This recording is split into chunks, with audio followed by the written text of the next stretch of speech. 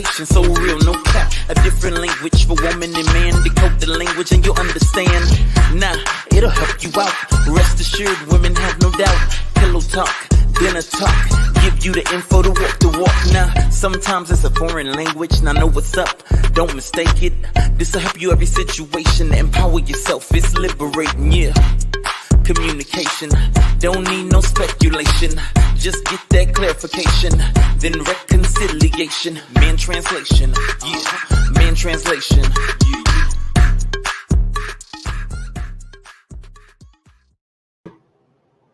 That's right. We're going to chop it up like sushi.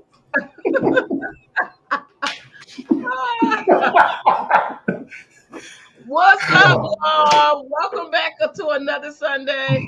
Welcome to Man Translation, where we chop it up like sushi. Now, not say, don't be...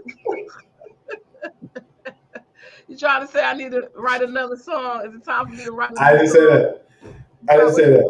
But I'm also not going to say no. So, it's good to change it up. All my hair look welcome like to the show where we talk about, we be talking about stuff before y'all come on, before we come on the show. So this is a continuation of the conversation.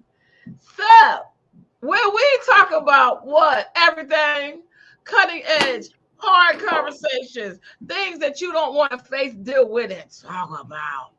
Yes. We are the mother and son dynamic duo. I'm Sky C, the CEO and producer. And this is Dante V, the relationship communication strategist. What's up, Dante? What's up on this Sunday? I was maxing and relaxing all up on my couch that I'm getting ready to throw out. Yes, throw your couch out, come out your comfort zone. My new book is dropping in the next any day now. Y'all best to be buying it, okay? You're best to be buying it because it's going to help your life. That's what it's going to do.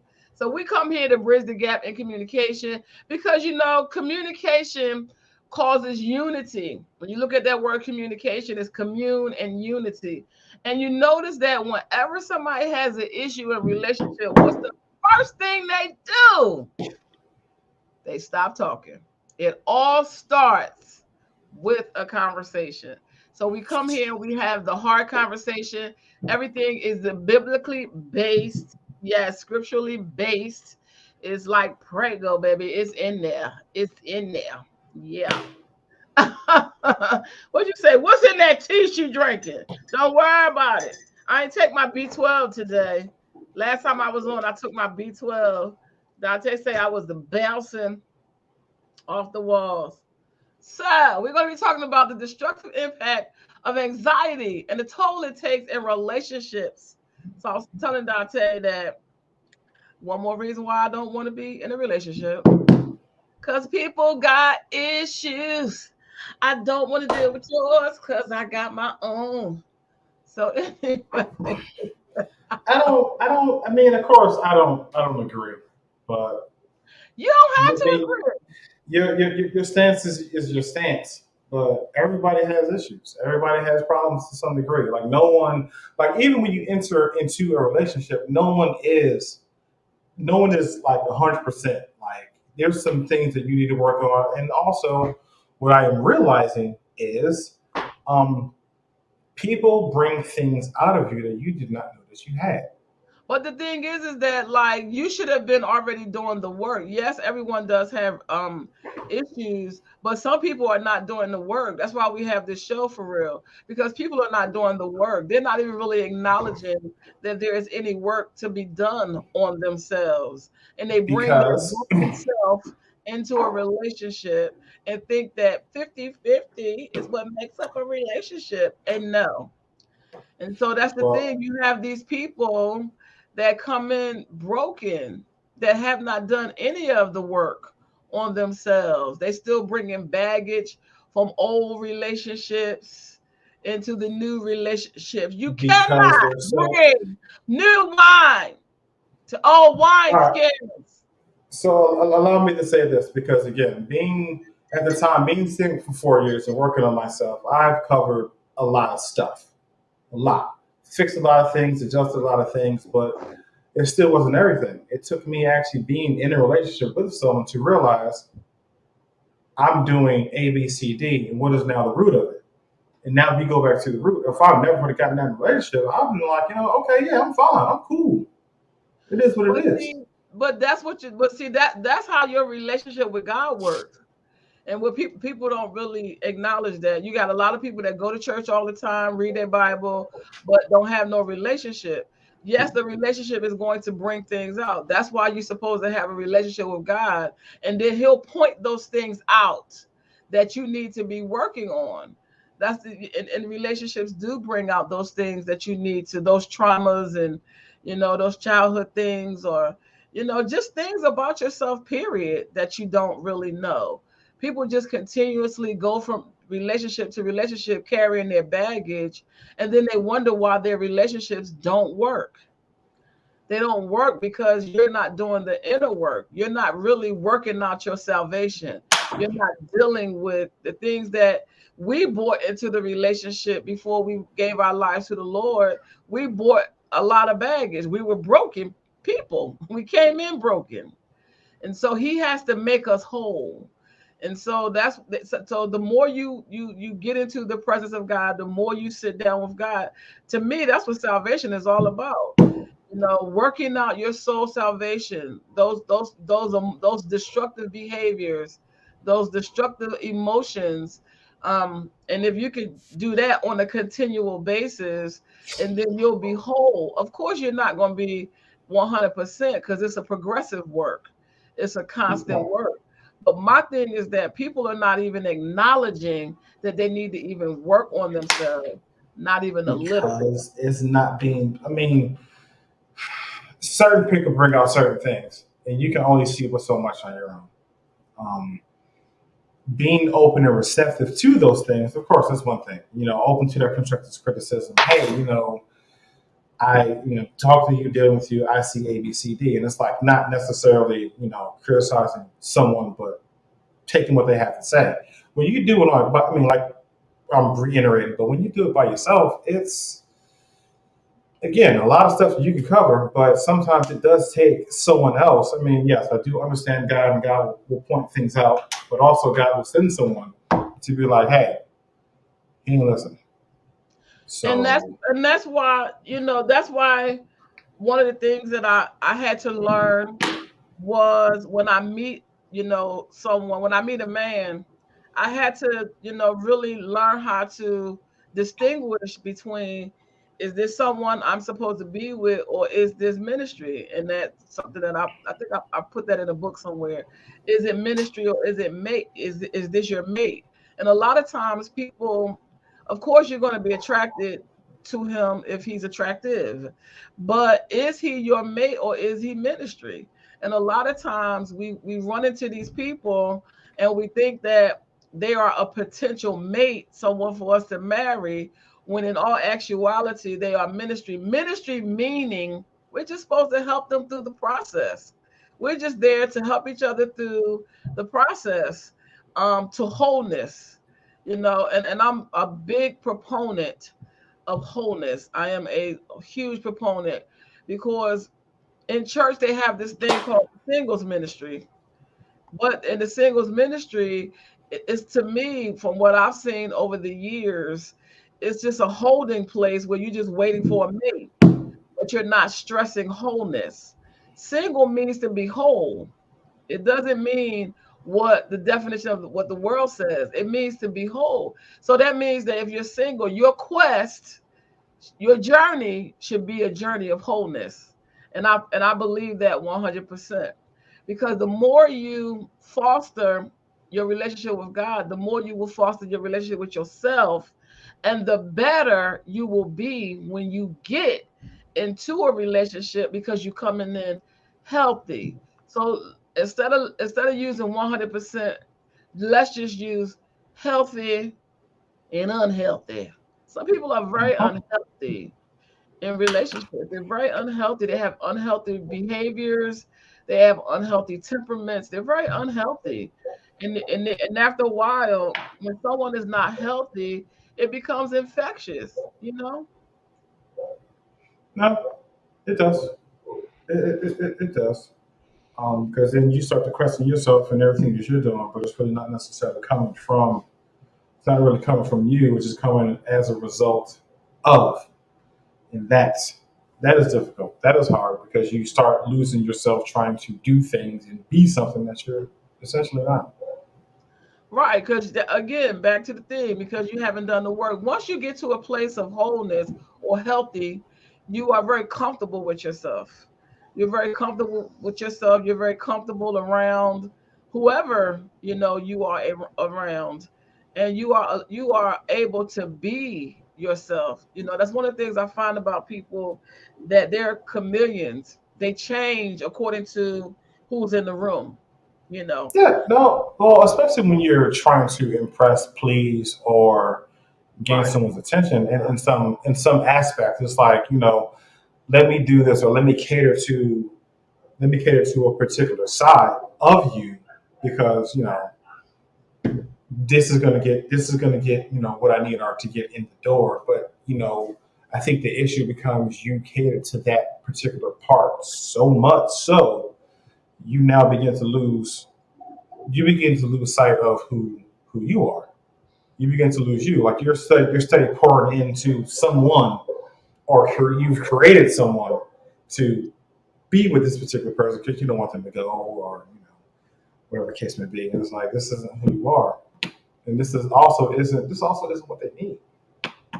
But I think that if you have a good sense of who you are when you go into the relationship, that's back to being healthy. When you really know who you are, you don't really go into the relationship trying to fix, change, and do all this stuff to the other human being. You just go into the relationship absolutely confident in the person that you are, knowing that you're bringing immense value. I bring immense value to whoever crosses my path, because I'm a natural born leader, and leaders believe in building, helping to build up and to edify people, and to bring out the very best of them and the greatness that's there.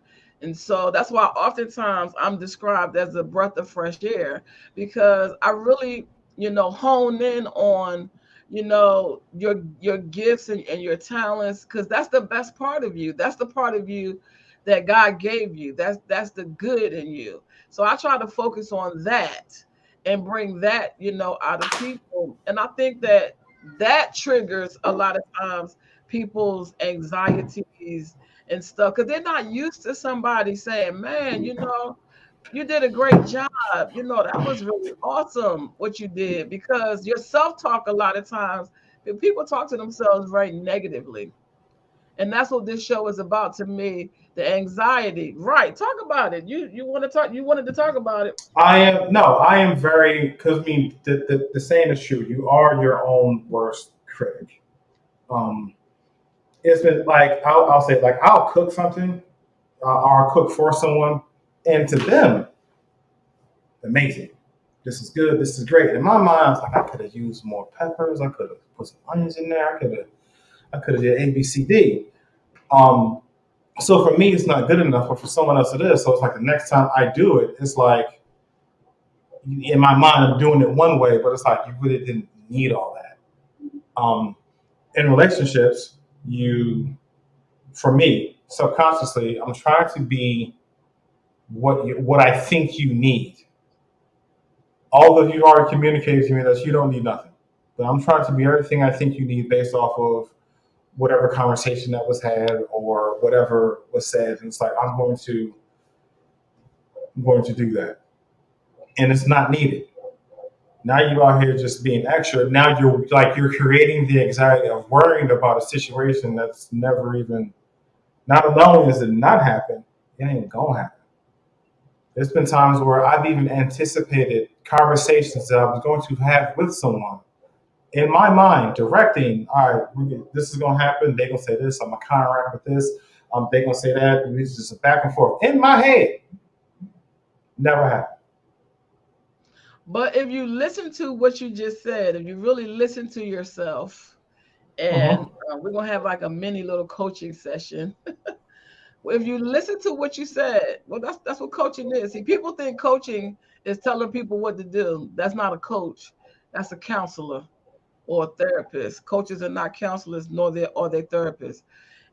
A technique that's used in coaching is you really speak forth your own answers. And a lot of times people talk, but they don't listen to themselves. You said it and you didn't hear yourself. You said, I'm not good enough. Mhm. And that is the underlying issue. There lies the problem. Ding, ding, ding. There lies the problem. Deep down inside, somewhere along the line, something happened that made you feel as though that you were not good enough. Oh, And absolutely. Yes. people don't articulate that. Oh, I know I'm good enough, but that's not what your actions are showing. Nah. That's not what That your actions over are showing. that overachieving, that I got this has to be a certain way. Um, Right. the outcome has to, all that. No, I can honestly say yes. I've been taught, even like as of Mhm. recent, I do not feel like I am good enough. I do And not that feel like I and have that's the what you got to mental. deal with. You have that right there. You got to dig in there. Dig in there. Now at this point, this where I would formulate a prayer, because I'll be making up my own prayers. I would go to God and I would say, God, show me in my life where the root of this thing is. Remember, we talked about pulling the red string. Oh no, I already got that. Pull the red I've already done string the work on that. and find out, because it's an incident. We have these events in our lives that trigger and open us up the trauma and all kind of things. Figure out what event in your life happened, because what happens is when we have these events in our lives, we allow them to define who we are. Mhm. Instead of learning from it, we hold on to it, and we walk around, feeling not good enough. And it could have came from, most of the time this stuff comes from your childhood. Most of the time it's No, something that somebody absolutely, did when you was definitely a comes from kid, childhood. that didn't realize that this was going to be a thing. And we kind of harbor it and grow and allow it to grow up with us. But you really need to get down to the root of why you don't feel like you deserve it, why you don't feel like that you're good enough. And this is a common thing. This is not something that's far-fetched. I have this conversation with people all the time. Why don't you feel, good enough? And see, that's why for me, people be like, well, you know, how did you get to a place of confidence? Because it's what I choose to believe about myself. I don't even choose to believe what I feel about myself. I choose to believe whatever God says about me. That's what I believe about me. Whether I feel it, whether I think it's true or not, this is the base, the foundation that I'm going to work from. And everything else that's in there in the foundation that don't belong is debris that needs to move. You got to find out what is it that you need to move that makes you come to the conclusion, because it's a false narrative. It's false. You are good enough. You are deserving. We are all good enough. We are all deserving. And so that it's a false narrative that you're believing about yourself. Hi, Facebook user. That I've is been times, that's Miss Robinson. but I wouldn't dare let anyone else know. People would think my confidence is 100%. Wow. And see, That's and that's the reason why there's a disconnect within yourself. See, the wholeness is about integration. It's about integrating your spirit and your soul. Your body or your flesh is neutral. So what's happening is, I'll use the brain, since I study the brain a lot. You have a left hemisphere and a right hemisphere of your brain. And if you look at the picture of it, it looks like two separate sides, but it's supposed to be whole. It's not supposed to be two separate sides. So you're supposed to because your brain is neuroplastic, means that it can grow, and people didn't believe that it did once upon a time. So right now, my granddaughter, she's 2, and we have this book called The Whole Brain Child. And it's all these exercises that you could do in order to take your left and your right hemisphere and bring it together and make it whole. Well, that's what your spirit and your soul is supposed to be. Your spirit and your soul is supposed to be fully integrated as one, with your flesh, neutral in there. So what happens is we have all of this stuff in our soul from all these experiences and dysfunction and trauma and hurts and wounds that it does not integrate. So we have these two distinct separate things. Either you're going to be leaning to the spirit and you're going to live by the spirit, or you're going to always be in your soul and you're in your flesh and your feelings get hurt and you have all these issues. And I oftentimes say, for those of you that follow the show, is your feelings are fickle. You cannot depend on your feelings. Your feelings are unstable. Your emotions are unstable. And so you cannot build anything, a relationship with yourself, God, other people, or anything, being fickle. And we talked about that last week, when you're around people that you have to walk, be on eggshells around, because everything bothers them, everything hurts their feelings, because they're emotional, because they're living in their soul. And their soul and their spirit has not become one. The more you do the work or move the debris or get those things out of your soul, the more your soul and your spirit become one, and you come to a place of a whole person. That's one of the reasons that we do this show. Building security within yourself can be hard if it wasn't instilled in you as a child. Doing that inner work can be challenging, but it's beneficial. It is very challenging because you're facing the truth about yourself. If you don't face the truth about who you really are, then you walk through life being phony. You walk through life being phony. And you change yourself according to whoever you're around. We talked about becoming a people pleaser. You become a people pleaser. So if this group of people like this particular thing, then you become that thing. You become a chameleon. Or I can't stand them kind of people. Like, just be who you are, but you can't be who you are because you don't know who you are, because you haven't done the work. You have not gone inside yourself and dealt with those anxieties and dealt with what is the root of why I don't feel like I deserve or why I don't feel good enough. It is beneficial. It's very challenging. It is challenging to face things. Because you're an adult now. You're an adult dealing with something that you should have dealt with as a child that was never addressed. So it just becomes this year-long habit. Or deal with it as the events happen. Deal with it as it comes up. Just deal with it and I think for me, the reason why a lot of things for me is because I'm a writer. Writing is my talent. And I've always kept a journal. I've always journaled. I started journaling at like 13, 14, 15 years old. And up until maybe like a year and a half ago, I started cleaning stuff out. So I started throwing my journals out. But journaling is a great way to get in touch with yourself. It is a great way to see yourself objectively. Journaling is a great way to see, because we don't really see our blind spots. We don't really see ourselves objectively. We think, oh, we're fine. No, you're not. Everything bothers you. You're moody. Nobody can say nothing. Your feelings get hurt all the time because you're in your feelings all the time. And that means you're going to always be unstable. People that's in their feelings all the time. And I know for y'all, that's a thing, but no, it's not a good thing. You're supposed to be led by your spirit, not your soul. You can't be in your soul because you're going to be unstable. It has to be an integration process that begins. You got to face that stuff. You got to deal with that stuff. Because if not, you're just going to walk around being phony, which means you're not in touch with yourself. And so if you don't know yourself, how is somebody else going to know you?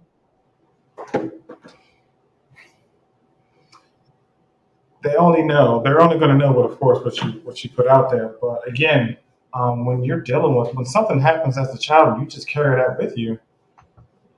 You don't know whether or not to deal with that or not. I think that's the issue. Well, the childhood stuff, you can't deal with that until you become an adult. But once you Oh, become, right. once you become, right now I'm in a place, I became aware of something in my own life. Um, I come on this show and I oftentimes, because I'm never ashamed of where I come from. And so oftentimes you'll hear me say I was raised in the projects. But I noticed something that I say that it just kind of hit me the other day, that I say that I grew up around murders and killings and rape, and it's like a normal thing. And I was like, girl, you need to deal with that. Like, I don't think I've ever really dealt with that. It's like that's what it was, that's what it is, but I really need to explore that whole area, because I'm sure that it has affected me in some way. Now, I know that for most people that I grew up with, it desensitized them. For me, it Mhm. didn't really desensitize me. What it did was, I think it probably made me go to the extreme about certain things. Because when it comes to certain things, I'm an extremist. And so I think that that's just something that you just have to acknowledge, and I really want to deal with that. Like, how did that really, what ways did that affect me that I don't realize that it affected me? You know what I mean? Because that's Yeah, a yeah. big There's deal. some Like, underlying that's a things big there, deal. definitely. Yeah. You walk into school, you and your friends walk into school, and you just never know when you're gonna see a dead body, because it's just a regular normal thing in your life. You know what I mean? And so I think I need to really examine that and see how has it, affected my life, because it's just a flippant statement that shouldn't be flippant. So anxiety, Dante, you wanted to talk about anxiety in what Yes, capacity? anxiety, worry, overthinking. I think it was a fourth one. I'm not sure, but yeah. No, I mean, I know, me too, because I just like, I was like, girl, that's not good. Like, and I love people, I really do, and I love helping people, and I love seeing people win. It didn't hearten my heart where people are concerned, because for a lot of people it really does. It desensitizes you when you see killings and murders and stuff all the time. But I was able to somehow preserve that part, or God was able to really protect that part, of my personality. But I'm sure I've been affected by it some kind of way. My children often tell me that I'm violent. My daughter always got something to say. She'd be like, "Mom, you're rude and you're violent." And so, maybe that's why. I don't know. Because I love God, but I will fight you. Yeah, but go ahead, Dante. well, all right. So yeah, anxiety, panic attacks, overthinking, worry in relationships. Try Jesus, because I fight. Well, anxiety about, like, what specifically does relationship, why does relationships trigger the anxiety in you? Because, not necessarily me, but we're gonna talk about me. Fine, I'm here. Let's do it. So, really, what it comes down to is it comes down to being hurt. It comes down to being disappointed. It comes down to a number of things, letdowns and things of that nature. So when you get into a relationship, everything's going good, everything's going well. For someone like me, it's like, who sent you? You come over here making me all happy. What's going to happen next? Who sent you? Like, this is a joke. Where's the Ashton Kutcher at? And then you, not me, but in some cases, someone might do something just to, feel normal. We often have the conversation of how people operate normally in dysfunction and chaos because that's what they're used to. And then they get into a relationship where it's like this isn't that. And it's like you like this person, you love this person, but it's like What's up? And you begin to build that anxiety, that worry, or maybe even that insecurity, because it's like, why? And of course, the anxiety ties into the worry and the overthinking, because now again you're curating these conversations. Yes, yes, and then again that's actually Miss Robinson, the last two Facebook Hi, media Miss comments. Robinson. Yes, you're waiting for All that these other shoe to intelligent people. drop. We have some intelligent people that come to our show. I love it. I love it. I love it. You're waiting for that other shoe to drop, and you anticipate it rather than just allowing it to happen, because you don't want to be hurt, you don't want to be disappointed, you don't want to be taken outside of as you say, your comfort zone or the couch. Um, in that instance, I know for me it has happened, and which I talked about.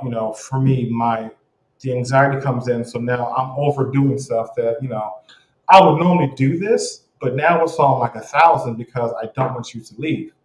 Um, Whereas though some people, they just create, they'll start an argument or they'll start something to have that level of normalcy that is already there. Um, so the anxiety really, I mean, of course, is rooted in childhood attachments of being, it's a form of being insecure in some way, shape, or form. Um, Whether it was a relationship or whether it was, I don't know, something happened in school, you think it's going to happen one way, but it doesn't. So you create that environment for you, and for you it works because you're young and it just is what it is. But as you get older, it starts to become a problem. He said, Dante is right. It could be based on childhood traumas and on personal experiences. If people aren't familiar with or don't know how to regulate from being triggered, anxiety can kick in. And that's the key thing, is to regulate. I think that people don't realize that you can control your thoughts. And every time I say this to people, they be like, no, you can't. Yes, you can. You It's a can. practice. Absolutely. You can control your thoughts, and that's why you can't allow your experiences to dictate your future relationships. Just because something happened in another relationship doesn't mean it's going to happen in this relationship.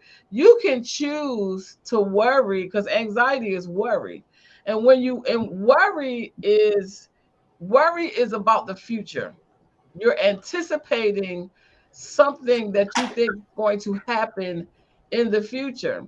Well, you cannot live your present in the future. You can only live your present in the present. And the only thing you can do from the past is learn. So you're basically taking your past and you're projecting it into your future, and you're saying, "Oh, this thing looked like that other thing that happened to me, and so this thing is going to happen again." And then it's connected to, I don't deserve a good relationship, or I'm not good enough for a good relationship, and it becomes a self-fulfilling prophecy. Because what happens? Everything that you feared, Job said, everything that I feared has come upon me. You cannot live your life Woo! in the future. God, man, listen. There's a lot of truth to that statement, and I live it every day, and it is hard because you want a particular thing, whether it be material or relationship or the job or wherever the case may be, and it's like you fear losing it, and then you lose it, Yeah. or it goes away, or whatever the case may be. Like I feel that to the fullest, and I hate it. Because you're feeding it to your brain. Like, your brain is neutral. Your brain doesn't know what's true or what's not true. It doesn't know the difference between anxiety and worry and future. It just knows whatever you feed it. So whatever your self-talk is, whatever your self-fulfilling prophecies are, your brain gonna be like, okay, because what you're doing is you're training your brain. So you have to now retrain it, and you have to give it some new information. And to me, the quickest way to do that, besides prayer and reading your Bible, is to read books. Read. Give your brain, feed your brain some new information. She said, I feel like we live in a society where people would rather not be accountable for their ways, for their whys, and they would rather deflect and blame others. Yeah, because it's a projection of how they feel about themselves. And Oh, that's let me cool. comment on that. Huh? Because if they pass the blame on to someone else, they don't have to deal with, like you said, or be accountable for the things that they do. Like if you hold yourself responsible for what you did to somebody, you essentially morally you would have to fix that. But if you point the blame or gaslight or whatever the case may be, you don't deal with that. Yeah, we do live in that type of society, But unfortunately. that's to your own detriment. And because that's the way society does it, doesn't mean that's the way that you have to do it. And Right. that's all also a part of accepting yourself, is going against the grain. All of this stuff that we're talking about, it goes all against society. It goes against what everybody does. It goes against the way people live and everything. And it makes it sometimes difficult for people to be around you, because they see you doing the work, they see you getting the blessing, they see all this good stuff happening to you, and they be like, man, why is all this good stuff happening to her? Like, whatever she set herself out to do, she accomplishes it, and all of that, because it all lends itself. I could either live my life in a negative fashion, or I could live my life positive. And what's the difference between the two? The difference is, I did a podcast called The Power of Positivity, which means that it doesn't mean that you walk around being false and being happy all the time, because nobody is happy all the time. It means that you see the good in everything. You can either choose to see the good in something, or you can choose to see the bad in something. And so when you walk around negative, it's because you are choosing to see the bad in a situation. Because whatever it is you choose, whether you choose to see be positive or negative, Hmm. that's what's going to come at you. So the reason why I get blessings coming at me, because I choose to see the good. So that means good going to keep happening. So if you choose to see, and you can train your brain, you can train your brain to, not always focus on the negative. You No, you cannot look at that silver lining. you cannot live your life in the future. The future doesn't even belong to you. You don't even know whether you're going to be here tomorrow or not. You can only live, all you have is the present moment. And so, no, society does not. Society does not. But see, I am a nonconformist. I don't conform to the way that society does things. I'm very unorthodox. I'm very nonconformist. I don't do what everybody else does. I never did. And so you have to make a decision that you just, because it's also a part of acceptance. See, I'm not looking for acceptance. I don't need society to accept me. I don't need a person to. I don't need. I have accepted myself.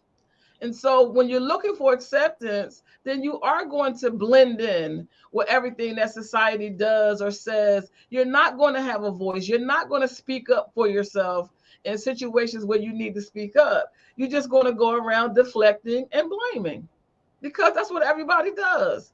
And we live in a society where they foster followers. Well, I'm not a follower. I'm not a follower. You know, I will get up, and people, this blows their mind. I will get up and go somewhere by myself at the drop of a hat. And people be like, how you just get up and just go somewhere by yourself and come back and then met 25 people? You know what I mean? Because I don't need nobody to go with me nowhere. I'm a grown woman. I don't need nobody to hold my hand to go anywhere, because we're so afraid. We have so much anxiety. We're so worried about what people think about us and what people feel about us and what they're going to say. Let them talk. They're going to talk anyway. Who cares about somebody talking? And that's one of the things I really learned growing up in the projects. I would listen to these adults talk about each other like a dog. Hmm. but they wasn't accomplishing nothing. People that gossip don't accomplish nothing. All their energy goes into, because it's an acceptance thing. All right, if I bring this person information, that's that flying monkey that the narcissist always has. If I bring them information, they're going to accept me. Are they accepting you? Because soon as you leave, they're going to talk about you too.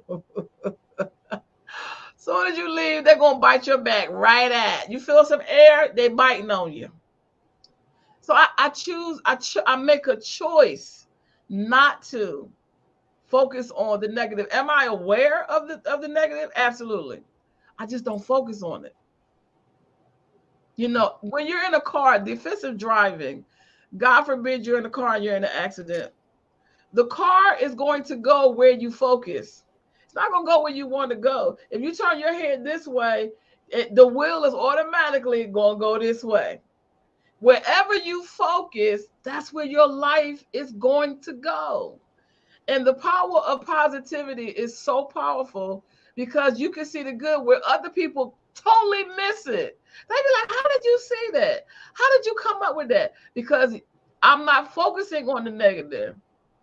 I'm focusing on the positive. I'm looking for the good in every single person that I meet. Do I see other things about the person? I do. I don't focus on it. When I meet people, my gift kicks in. And in the first 10 seconds that I meet you, God flashes your whole life in front of me. I don't know how he does it, but he does it. But I focus on the good parts of you. Because I know that if I focus on that, maybe you'll focus on it too, and you can make your life better. She said, I'm the exact same way. I'm a free spirit. I don't allow the fear of other people to reject the insecurities and beliefs in my life. Anything I'm concerned about, I assess to get clarity. Yep, that's it. And that's what you do. I do not allow other people's fears or how they feel about whatever they feel about. That's how you feel. That's great. I respect that. But I don't allow people to project their insecurities on me. If that's how you, hey, that's you. That don't have nothing to do with me. They don't have, or their beliefs or whatever. Because when you really take a further examination of their lives, they're miserable. There's no way that you can. Well, who was the man that did the experiment where he spoke negatively to the water and all these dark crystals formed, and then he talked positive to the water and it made all these positive, beautiful designs? Life is the same way. If I don't feel good enough, I'm going to examine I'm going to examine, where did that come from? Why don't I feel good enough? Why don't I feel like I deserve? Why am I being disappointed all the time? Because disappointment has to do with timing. It has to do with timing. Why your life is not aligned, why you're not in synchronicity. And you may not be in synchronicity with the person that you're trying to be in a relationship with. And it may not be time for you to be, because if you break down the word disappointment, it part of it is appointed time. Is this the right time? Am I in the right season to be with this person? This means to disregard. You're totally disregarding the appointed time that you're supposed to be doing certain things. Why don't I get disappointment? Because I always seek God for timing. Lord, synchronize my life. Show me the timeline of my life so that I can do things at the appointed time. And that eliminates disappointment. Am I supposed to be with this person in this season? Is it time for me to be with this person? Have I done enough work on myself? Am I whole enough? Am I whole enough? Am I healthy enough? Because a lot of these relationships, they do make you sick, whether you believe it or not. And if you're in a dysfunctional relationship and you grew up in a dysfunctional family, it literally rewires your brain. And now your brain has to be retrained. It's like if you give somebody a little piece of crack, they're going to get used to the crack. more and more and more crack. Because we have these activities that release dopamine. Sex releases dopamine. Food releases dopamine. Dopamine is the happy hormone. It's the happy hormone. And we seek out these experiences to make us feel happy because we're searching, we're looking. And yes, that will cause anxiety and it will cause us worry. But what does worry do? Nothing. It does. It's not going to help anything in your Now, situation. worrying is just a controlling mechanism that we place on ourselves because we don't have any control of the situation. I mean, we've done all that we can do. We've said all we can say. At this point, it's like you sit back hoping, wishing, and praying that it doesn't go not in your favor. So you worry about it. You stress over it. You try to convince. You try to do all these different things. I mean, granted, it's for the most part seasonal and or temporary, but you worry. But Then it's as you're also, worrying, you're overthinking. but it's also a form of insanity because it's a loop. Don't get me started on the prefrontal cortex. It's a loop. What happens is when we keep thinking the same thought, what it does is that it creates a track in our brain. It creates a track. So it's gonna keep going around the same track all the time. A lot of times when I pray with people, before I pray with them, I tell them we need to pop the tape because you're playing the same tape, tape is playing over and over and over and over in your mind. We got to pop the tape. We have to erase it and put new information on it because it's created a track in your brain and it's going to keep the trigger's going to come or the happens. It triggers the thought and then the thought pattern is going to go back around the track. We got to tear that track up and we have to put new information in our brain so that we won't keep having these self-fulfilled prophecies happening in our lives because it's not going to change. You have to make a decision to change it. So you have to ask yourself, like, why don't I feel good enough? Why don't I feel like I deserve it? Because what's going to happen is you're going to keep attracting broken people. And I hear this question from women all the time. Why do I keep attracting the same kind of man? He's broken. Why? Because you're broken. Or or that person was placed to try to help you get through whatever you need to get through because That's you're going to have to ministry. because you're That's going to have to keep learning this lesson over and over and over right. again until you actually get through it yourself. That's All right, no, ministry. for that person, But what yes. people do is they get attracted to the person that was sent to help them, and they end up in a relationship, and the relationship doesn't work out. Why? Because it's not time. It's not time.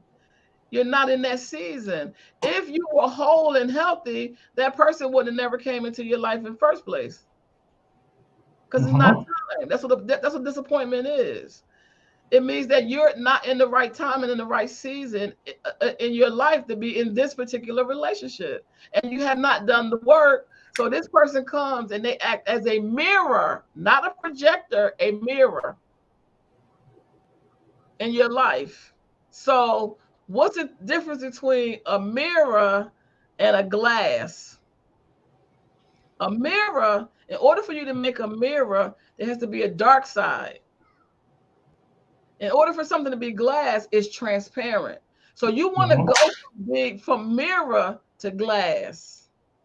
You want to remove all the dark side in that's holding you back. I call it debris that's holding you back in your life. And so the more you do the work, the more, because what happens is the more you do the work, it's no longer a mirror. You become transparent and you have clarity. When you have clarity, you can make better decisions. So all of it works all together and it lends itself. Hmm. So we don't want We don't want to be always looking in a mirror. You look in the mirror when you want to change something. If you want to fix your hair, you want to put your makeup on. When you want, we look in mirrors for change. Worry stems from fear. Is a natural response that is triggered by anything that looks, feels, or sounds like a threat. It's a fight or flight or freeze response. It also generates stress. Yeah, well, goddamn stress. But see, the worry, again, you're in the future. You're worrying about something that might never happen. This is true. It might not ever, because the event triggers the worry and it opens up the fear that's already there. The fear that you've never dealt with. You've never dealt with it. So if you remove fear, if you remove fear, that's why they use the acronym false evidence appearing real. Because why? It's all smoke and mirrors. It's all smoke and mirrors. Because your eyes are part of your brain, whether you know it or not. Your eyes are part of your brain. So if you do the work and you deal with the fear is when that trigger comes again, or that event happens and it looks like or feels like or sounds like it's a threat, it's not going to have no wind, because you done already dealt with whatever the fear is. The worry is not going to come. The anxiety is not going to come. The stress is not going to come. It's not going to be there, because you've dealt with whatever it is that you're afraid of. The false evidence appearing real. Again, back to the mirror. It is all smoke and mirrors. If you deal with the fear, you don't got to worry about no triggers. You ain't got to worry about somebody doing something and it look like it, feel like it, sound like, because that means you're bringing all of your past and you're projecting it all into your future. And now it ain't working out because that's what you feared. Uh-huh. So deal with the fear. Deal with the root of whatever the issues are, so that you can have a healthy relationship. And people do act as mirrors in your life. They do come in your life as mirrors to show you yourself, because you don't want to look in the mirror on your own. See, I'd rather just go ahead and look in the mirror on my own. I'm not one of the people that spend a whole lot of time in the mirror. I get up, I do whatever I do to myself, and I never look in the mirror again. My lipstick could be smudged, whatever. But in order for you to change, you have to look in the mirror, because eventually you got to remove those things. To me, fear and worry and all that's dark. All of those are all the negative things are dark. We need transparency. We need glass. We need clarity. We need to be able to see our way through. And see, and the word says, behold the beam in your eye, so you can see your way clear to behold the speck in somebody else's eye. So you can't really effectively help anybody until you do the work. You can't really effectively help anybody, let alone be in a relationship. Did you hear Kai? Mm-hmm. I heard. Oh no. So deal with, what those fears are, and write them down as they come up. And I know men don't think that they need to journal. I think everybody needs to journal. No, I dabble. I don't know. I don't personally. I mean, yeah, if you benefit from it, then great. Have you ever asked yourself, what are you afraid of? Absolutely. Mm-hmm. And I've stated it out loud. I've wrote it down, and it's still there. It still happens. There's nothing. I mean, at this point, it's just a matter of acceptance. It's like, okay, all right. No. You can't accept that. You can't accept it. You can change it. Every time it comes up, people just do not believe they can control their own thoughts. You can. It has nothing to do with the thought. We're talking about the fear, not the thought. Well, the thing, the don't the fear start with some type of thought? The fear can start with an action, not a thought. You're afraid of something that happened. You don't want that to happen again. I Isn't that a mean, thought? That's a thought. That's a that's thought. an action. That's an action. You're afraid of something happening because it happened. That is an action. That's not a thought. Me thinking about the thing because I don't want it to happen, that's a thought. That's worry. That's creating a scenario that doesn't exist. So, I mean, as far as being in your head in regards to certain things, I understand what you're saying, but it's one of those things where you have to be so, you got to be in your head and you got to be quick about it because the moment the thought pops up, it needs to be diffused in that same thing. And like T said, it's a natural response. Like when I had gotten to that, when I got to the car accident and I flipped my car 3 times, it's like, I don't want to drive again. That was rough. Like I could have died. There was no seatbelt on, nothing. Car flipped 3 times. I'm in there just a marble, just in the car. The next day, it's like I gotta go to work. And granted, I wasn't supposed to go to work, but whatever. I'm a man. We put stuff aside, and it's like I don't want to get in this car. Only for me to get in the car and almost get into another accident because I was on black ice again, same road. Well, going southbound. But like okay, so the event happened. Now, when it comes time for me to go and do this action, the thought comes and it's like, what do you do? I mean, of course, in that case, I'm like, all right, well, if I die, I die, but I gotta go to work because that's my thought. That was my thought process, and I got in that car and almost got into another car accident. Yeah, I'm gonna call off for the next couple of days because this ain't gonna work. But if you're not in that mindset to diffuse whatever thought when it comes or deal with that thought when it comes, then you stay in that worry slash fear state, which is a place you don't want to be. Unless you face it.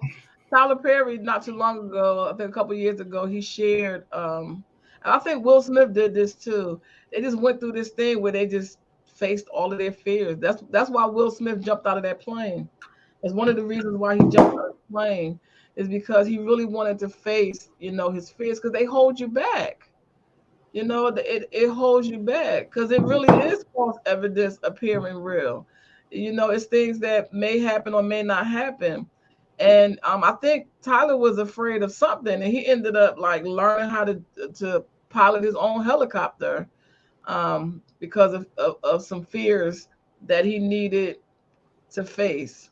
Because so basically, what you're doing is you're retraining your brain and you're redefining events in your life so they won't trigger the worry, they won't trigger and sound like and feel like and flight, and they are trauma responses. Yeah, absolutely. Yeah, they definitely are trauma responses, no doubt. But Yeah. what happens when it comes down to the matters of the heart? What matters of the heart? Mm-hmm. Like, again, for me, what I found in my experience is that, you have the logical side. I think that when you're dealing with matters of the heart, you should remain logical. You have to get out of your emotion. To me, that's what the problem is. We're in our emotions, we're in our feelings, and it's a phrase that people use. Oh, you're in your feelings, and they make it sound like it's this wonderful thing, and it's really not. It's No. not. What it sounds is like you're explaining a traumatic experience. People experience certain things, and it's hard for them to understand and recover from. They become triggers that create fears. Exactly, and that's why I said you gotta take the fear out of the event. So how do you do that? Okay, he already said it. If he listened to himself, he said it. He was driving on the black ice. On How do you drive on black ice? Defensive driving. How do you drive on black ice? You slow down. Dante loves to speed. He loves to go fast. He's adventurous. He always was. He's been like that as a child. He's that way as an adult. Like, slow down on the black ice. Slow I down. was doing 30 on the highway and the car flipped because I went into the ditch. I wasn't driving fast. This day you wasn't driving fast. You was doing 30. Again, this was when the blizzard happened. Remember this? My neck thing? Right. Yeah. Yeah. Right. It was a blizzard. I wasn't going fast. It was a car next to me and what I thought was the ditch. Now, no, now I'm not sure if you remember or not, on 97/50, that ditch goes down. It's not flat. So you really can't pull onto the shoulder over there. So when I thought, looking at it, it was level because I didn't want to hit the car next to me. But when I hit that black ice, I'm going to go to the side. So But the side went down were and the you car on the flipped. highway or were you on the street? It was on the highway. Okay. Wasn't like again, Maryland is at the time, they're still not good, but Maryland was not good at getting snow off of anything. Because they're not If it used to it. snowed, They're not yeah, used if it snowed, it was a Yeah. wrap. Like they just shut the city down. It was what it was, and the city Yeah, was they're actually not. shut down. Yeah, they don't. Um, They're not prepared for all that. They don't have the equipment. They don't have no salt. They're not because it don't really snow. It doesn't really snow in but Maryland. in that instance, I will say no, I was not speeding. Now, any other time, What? I listen, can't believe it. we gonna get there. We not gonna be late. Even if we not late, we not gonna be late. We gonna be there early. Now, for me, well, how I would have handled that situation, I wouldn't have been on the highway. When it's inclement weather, I don't want to be surrounded by no cars. I try to get myself away from as many cars as possible. So for me, I would have never got on the highway in the first place. If it's inclement weather, if they say it's going to be black ice, if they say whatever, I will take the scenic route. I am the scenic route person. I will take the scenic route if they say it's a thunderstorm coming. Let me get off the highway. Because to me, when it's inclement weather, like anything can happen. You know what I mean? And so for me, I would have never got on the highway in the first place. So why did you get on the highway? Why didn't you take an alternate route? Because again, Maryland's not good at shoveling anything out. A lot of the stuff there were detours. So the only route to go was the main route. There was no emergency route. Now, granted, again, I should have just stayed in the house, but because in my mind, work was open because no one was answering the phone, not realizing they weren't answering the phone because they weren't there. So it's like, so for me, it was all right, better safe than sorry. So now when I got there, um, I think one of the managers was there, and she was like, I didn't even expect anyone to come in. Like phone's ringing off the hook, and I'm like, all right, I'm gonna sit here, take a few calls, and then eventually I'm gonna head out. Okay, all right, fine. And then that's exactly what happened. But Maryland at that, I think that what was that, 2010? I don't really remember. Where was you at? Because I don't know where you went after I I was moved. working. I After was I working at the moved Chart to House. Oberry Court, I don't know where. No, Like you after were. you No, you were. left housing, after you left housing, like where did you go? I don't even know really where you was. I don't know where I you went to went. Delaware. I went to Delaware. Okay. Right, but this was way before that. Oh, that was before You then. were, yeah, you were still on Madison. I was still on Madison. You're on Madison. I was living in Glen Burnie at the time because I came down and everything was fine, but I was leaving to go back, and that's when they took me to what's that? Rundle I Medical. was living in And, Glen Burnie. Where? When was you living in Glen Burnie? all right, so we're gonna wrap the show up because what? When you living in Oakland? I do not remember you living in Glen Burnie. I have to think I about it, was living in child. Glen Burnie. See, I'm very Yeah. protective over what it's like a computer. Before we leave, it's like a computer. I have this conversation with my daughter all the time. I just don't remember. I don't allow certain information into my brain. I remember whatever I want to remember. And my daughter, she'd be like, "Well, mom, like you didn't remember that. It wasn't important for me to remember." And I'm not saying your situation wasn't important. I'm just saying that I am very, I control my thoughts. I control my memory storage capacity, and all of that. So, yeah, I'm not. Are you? She's laughing because Dante face looking like. Yeah, no, mom. Yeah, like I was in there. I was up there for a minute. Like I left. I lived in Glen Burnie for a little bit. Um, where were you? I believe you might have been on. You might have Oh, been is on that when Hardware. you was with that girl? Oh yeah, it's when you was with that girl. I liked her. Yeah, I was with that girl. You know what the kind of tall girl that came over to the house that had the little boy. All right. So when it comes down to anxiety, worry, and fear, it's nothing that you really need to be in your head about. Um, as the situation comes up, you really just need to assess yourself and see where it is, what the issue is with you. Because a lot of times we take the smallest thing, we make it big, and there's really no reason for that. Also, with that being said, if the situation calls for it, have the conversation. There's nothing that you need to, well, she gonna say this, he gonna say that, or he gonna feel some type of way. Have the conversation. Get it out there. Um, Especially when it comes down to insecurities. Because I honestly believe that when you're in a relationship, there are things that are going to come out of you that you did not know that you had. Anxiety, insecurities. Um, Again, understanding your securities are your insecurities. You can address them, but you're not going to put them on anybody else. Like your triggers are your triggers. They're no one else's. You can discuss them with them to say, hey, you know, when you did this, it made me feel this way, and I was slightly triggered by it for whatever. But also, with that being said, you got to get down to the root of why that is the way that it is, because it is not up to people to tiptoe around you because you feel some type of way.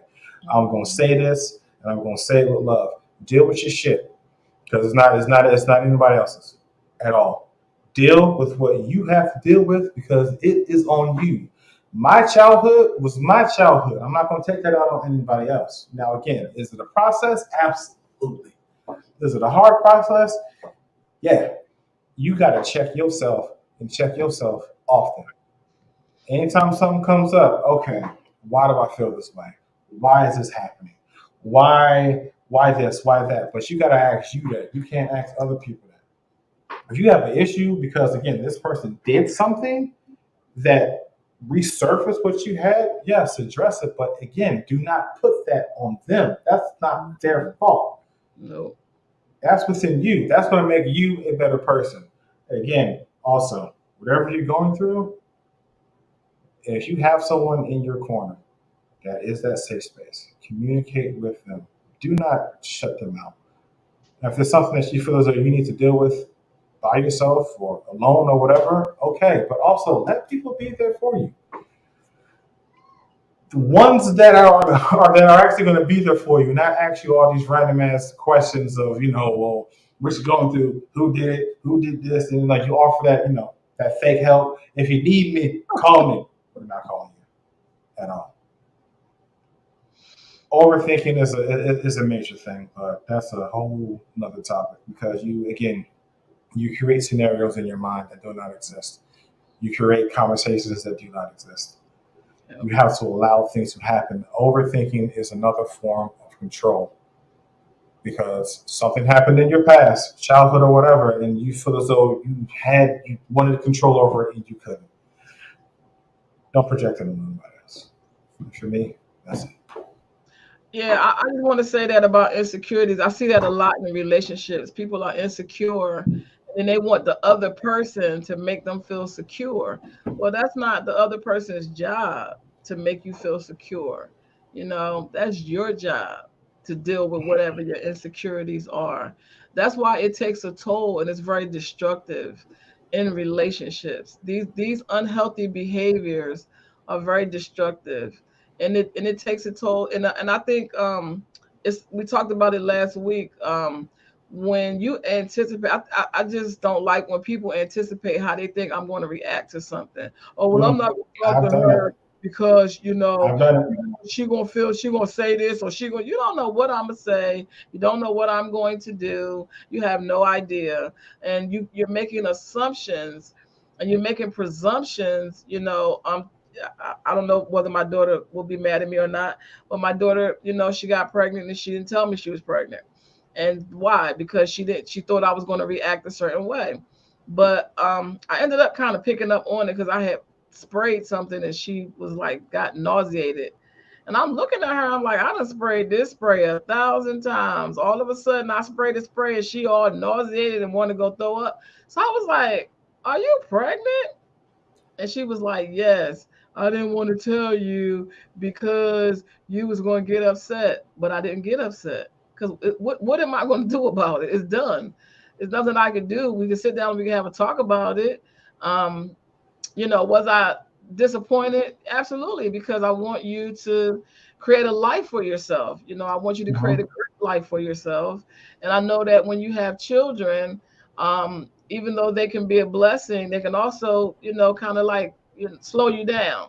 I don't want to call them a hindrance, but they can just kind of slow you down from accomplishing the things in life that you need because now you have another person that you're responsible for. And people do this all the time. They try to anticipate how they think somebody's going to react to something, and they talk themselves out of talking to that person when that's who they Or, really. hold on. Mhm. Or when they get into the conversation, they're automatically defensive because Oh yeah, they're yeah, anticipating. So their responses are like, yeah, because again, in their mind, you're gonna be a certain way.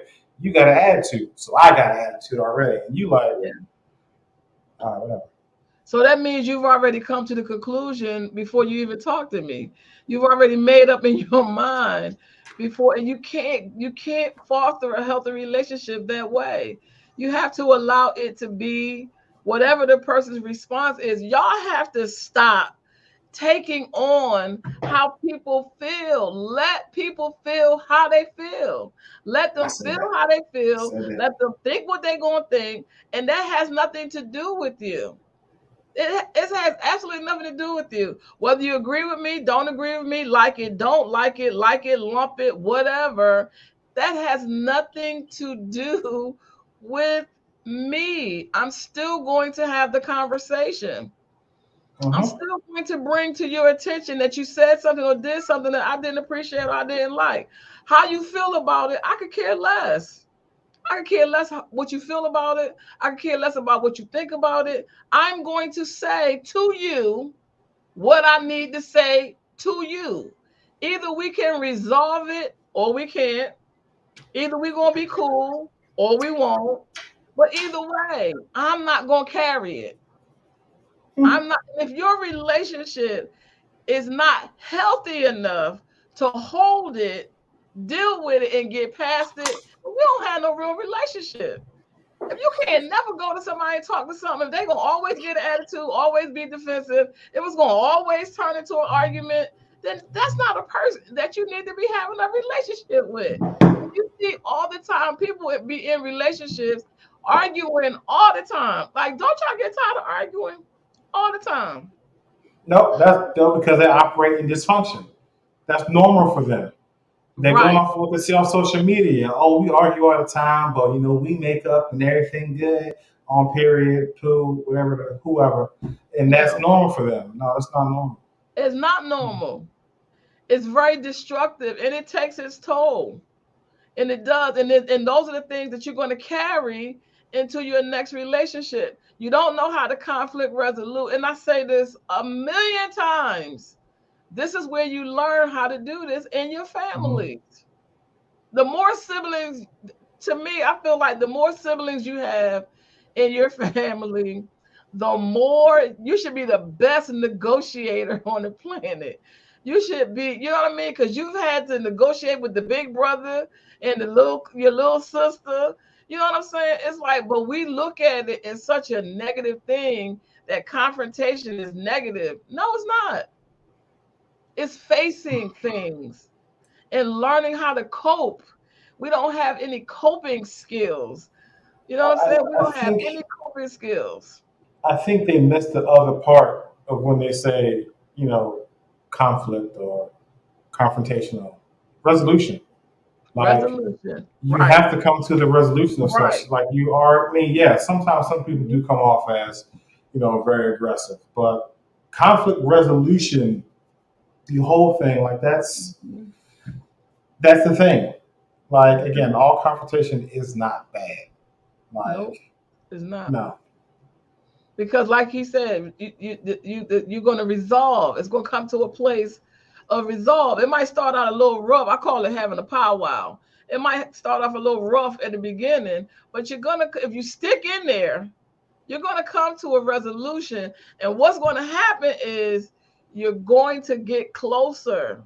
You're going to have a deeper understanding of that person.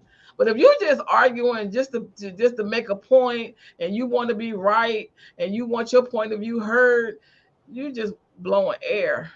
You're just wasting time. Nah, sometimes you just gotta let people talk. It's just like, all right, here's what I thought here's what I interpret that what Right. you're saying. Sometimes, that aggression does come out because it just comes from a level of frustration of not being heard. So now I got the floor. I feel like I gotta yell to get it. Like you really don't. But All right. So was this good for you, Dante? You got a chance to talk about the anxieties. Is it anything oh, you I've like to been talk about? I've been talking. I've been getting some stuff out. I've been putting it on the page. I've even talked to a therapist. What? I can't believe it. I can't. You Okay. should. You should. Because men do not believe in going to therapy. No, I Some men, believe. Well, some men, for me, some men. I believe in getting all this stuff out, so I can Right, be the person that I'm supposed to be right, moving forward. right. And if that takes me talk, it helps. Because you're bringing up a whole bunch of things and stuff, and it's like you have someone that doesn't know you and can give you a different objective or a different perspective. Okay, well, here's this and here's that, and I don't like the exercises, but whatever. Um, it just it comes with the territory. So okay, all right, fine. I don't mind that. Yeah. What? Oh, those are hand claps. Okay, we're going to give up your hand claps, Dante. Going to therapy. I just think therapy is objectivity. Is letting somebody who don't know you be objective. They can see your blind spots. They don't, they're unbiased. But you also, I believe in spirituality as well. I believe in fostering a relationship with God, the Creator, the one that created you. He could, show you better than anybody. I think in the conjunction of those two things, it really does help you get to a place of wholeness. And I hope you guys have enjoyed the show. Like and share and follow. And we will see you guys next week.